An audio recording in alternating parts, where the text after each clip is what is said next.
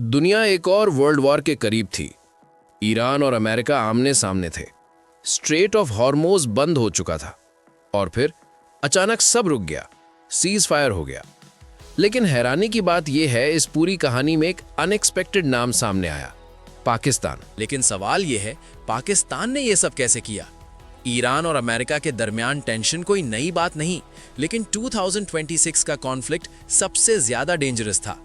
दुनिया को लग रहा था कि यह सिचुएशन वर्ल्ड वॉर तक जा सकती है, लेकिन फिर डिप्लोमेसी ने एंट्री ली और यहां पाकिस्तान का रोल शुरू होता है।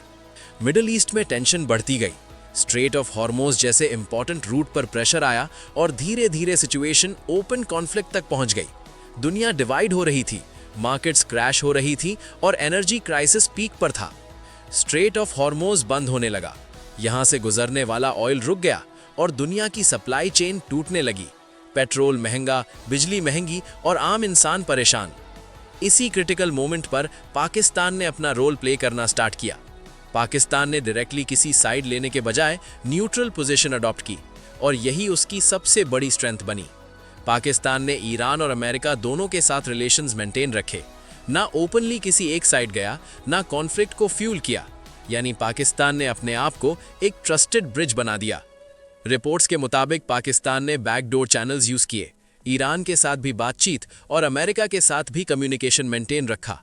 ये वो डिप्लोमेसी होती है जो पब्लिक को नजर नहीं आती, लेकिन रिजल्ट सब कुछ चेंज कर देता है।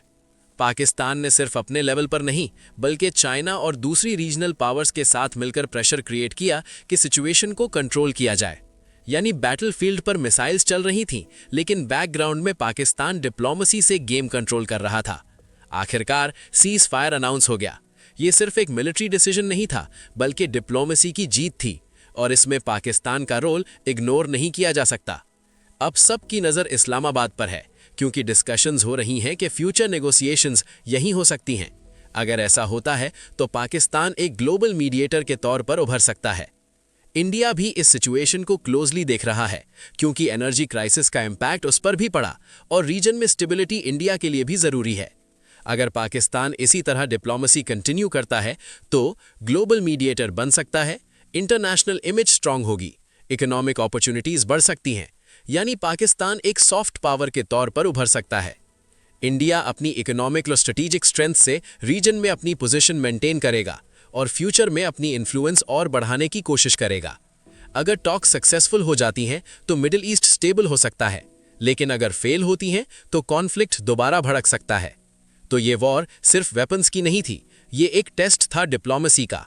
और इस टेस्ट में पाकिस्तान ने दिखाया कि कभी-कभी सबसे बड़ी जीत लड़ाई जीतने में नहीं, बल्कि लड़ाई रोकने में होती है।